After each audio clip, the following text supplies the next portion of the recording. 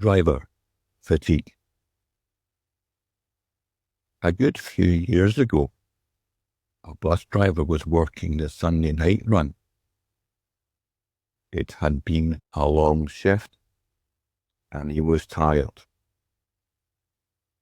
He was driving his empty double-decker along his usual route, from the centre of the city out to the suburbs, when he saw something unusual.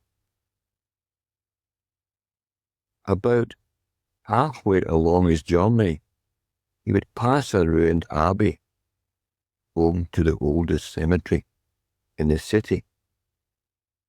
It was nearly always the case that there would be no one at that particular bus stop. There were no residential houses on this road.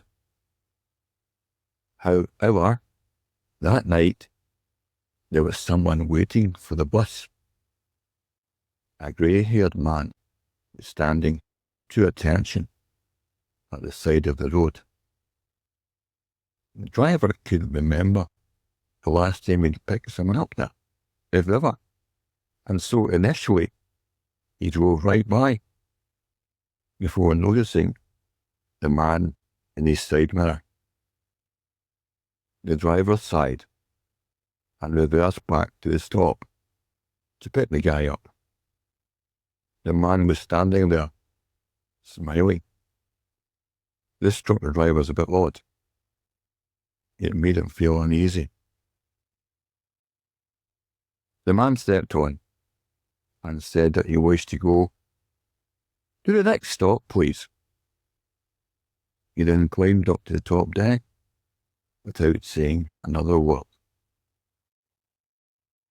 It occurred to the bus driver that the old gentleman hadn't actually bought a ticket, but he couldn't be bothered to stop and go upstairs.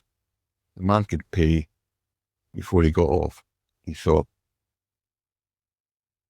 The bus driver then continued his route, and a few minutes later, he came to a halt at the next stop.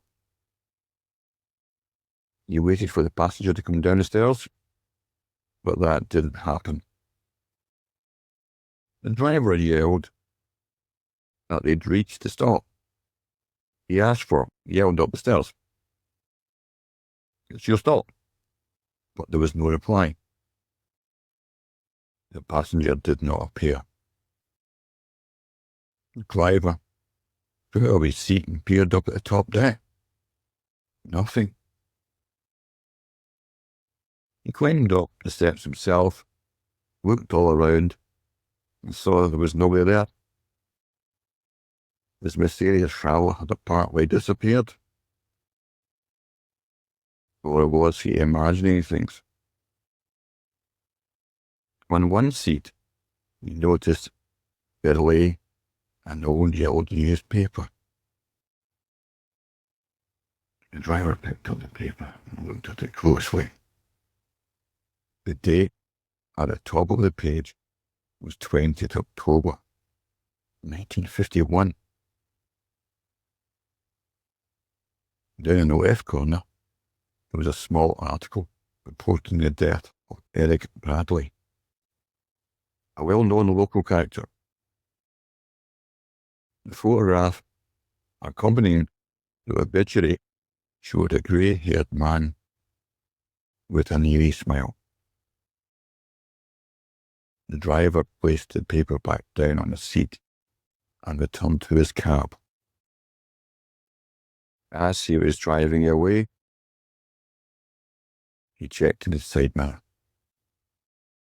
There was a man standing at the side of the road, again, smiling and waving.